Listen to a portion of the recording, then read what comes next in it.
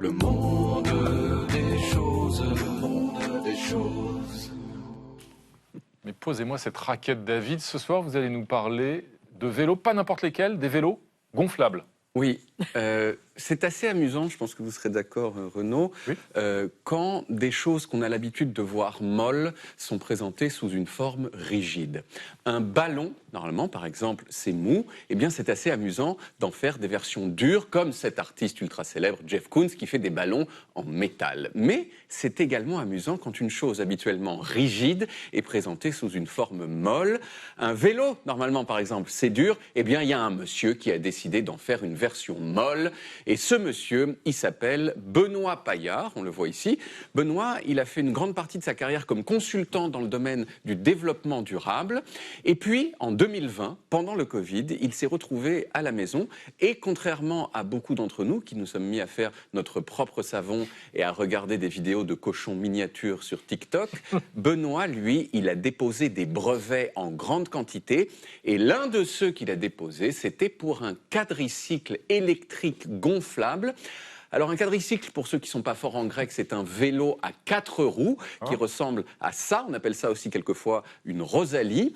Et on les voit souvent au bord des plages, par exemple, à Deauville. Mais alors pourquoi en faire une version gonflable ? Eh bien, parce que, contrairement à un quadricycle classique, le quadricycle gonflable peut être dégonflé, ce qui permet un transport plus efficace. Vous le mettez dans une valise, vous prenez le train avec, etc. 2, c'est très réparable. Si vous faites un trou dedans, vous mettez une rustine et c'est reparti. 3, le fait que ce soit gonflable, ça fait que le véhicule ait son propre amortisseur. Et 4, dois-je le répéter, c'est amusant de prendre un truc rigide et d'en faire un truc mou. Alors l'un des premiers prototypes mis au point par Benoît, il ressemblait à ça. Il a été présenté au concours Lépine en 2024, il a gagné la médaille d'or, trop fort, et comme vous le voyez, ce modèle-là, il ressemblait vraiment beaucoup plus à une voiture. Mais depuis, Benoît, il s'est réorienté vers un modèle qui s'appelle la Fourmi et qui ressemble davantage à un vélo. Alors, vous me connaissez, je suis quelqu'un qui se déplace, et donc j'ai décidé d'aller voir en personne la Fourmi. Pour cela, j'ai dû me rendre à Clermont-Ferrand, ville auvergnate tristement enclavée, où Benoît était en train de gonfler la Fourmi, d'y installer un toit, qu'on va voir juste ici. Vous voyez comment il installe le toit de sa Fourmi, ainsi que la batterie de vélo qui lui donne son énergie. Alors pourquoi ça s'appelle la Fourmi ? Eh bien principalement parce qu'elle peut supporter 5 fois son poids, un peu comme une fourmi, vous voyez, qui peut prendre beaucoup de son poids, soit 200 kilos. 200 kilos, c'est à peu près l'équivalent de 2 enfants et de 2 adultes de corpulence moyenne, ou alors d'un seul très très gros enfant, ce qui peut arriver quelquefois.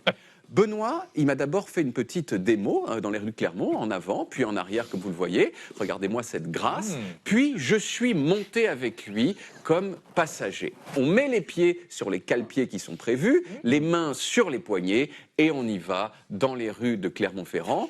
On descend, par exemple, la rue centrale de Clermont-Ferrand, avec le Puy de Dôme au fond, big up à Blaise Pascal. Puis, on arrive sur la place de Jaude, la plus grande place de Clermont, à la vitesse de 25 km/h, qui est le maximum. Et là, Benoît, il m'a proposé de conduire moi-même. Je me suis pas mal débrouillé du tout. Regardez-moi cette dignité complètement conservée. Vous voyez, c'est parfait. Je me suis même entraîné à faire un freinage d'urgence démonstration.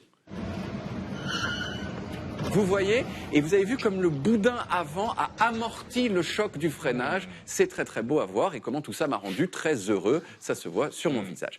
Après, c'était déjà l'heure de dégonfler la Fourmi, de la voir devenir moins majestueuse, donc, mais beaucoup plus compacte, comme vous pouvez voir sur ces images, et de reprendre le train vers Paris en observant le Puy de Dôme disparaître derrière une colline. Alors, si vous voulez acheter une Fourmi, elle est disponible en précommande sur le site airnam.com, le site de Benoît, airnam.com, et elle coûte 4 350 €. Oh, c'est tout. Bon, voilà. Bientôt, il y aura des versions avec des panneaux solaires sur le toit et un coffre pour mettre des choses. Il est même prévu une version amphibie, donc si vous avez les moyens, n'hésitez pas. Bravo David, rassurez-moi, vous connaissiez personne à Clermont-Ferrand. Non. Je pensais que vous êtes allé.